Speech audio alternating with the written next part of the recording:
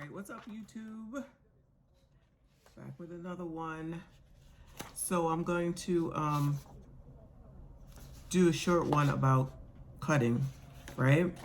So this is a cheap cutter that I got. I'm pretty sure it came from Amazon. It's plastic. It's not heavy duty. It's not steel. It's not like some fancy schmancy nothing, right? It gets the job done. So when you're doing sublimation, and that's upside down, you want to make sure that your lines are straight. So when you wrap up, it goes around. Let's just use this as an example. My friend's mug. So in order to get a good seam, like look at this one. Like this is easier because all I did was place the items on here. So the seam would have been here. So this is not a good example. This is not a great example because I messed up on this one, but guess what? I'm gonna send that bad boy to get sold. So see the seam on this one, you want it to meet, right? This actually is not, it's not that bad. It's actually pretty good because of the color of the yellow. It had messed up here. I honestly have no idea what happened, but guess what?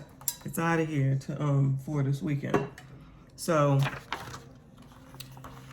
these are the measurements for the ones that I'm using. The measurements are already in there, so it should be all good in the hood, but because it's printing, what is it, 11 and a half by 8.5? I think that's what standard letter size is. Standard letter size, right?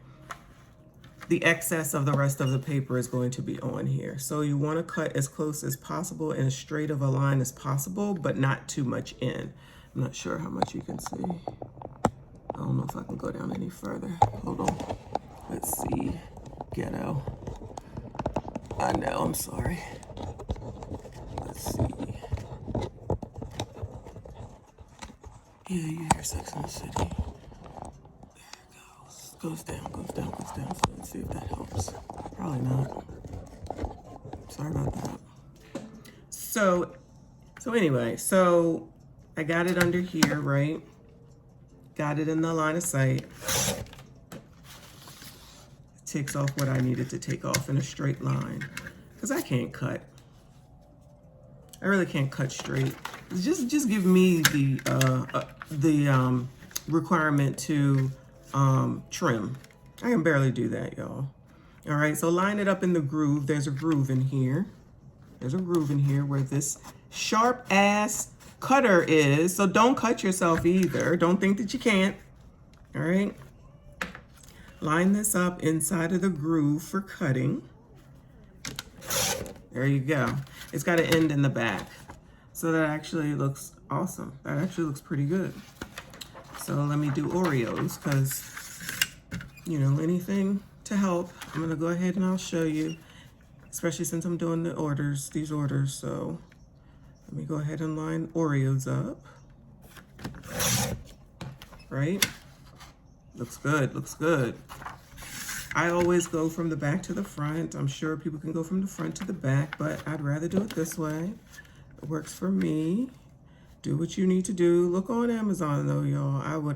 This is something that I would say that you would want to invest in so that you can be sure that you have the straightest lines as possible. So see, this one has, you know, some white. I just heard the buzzer on one of my items.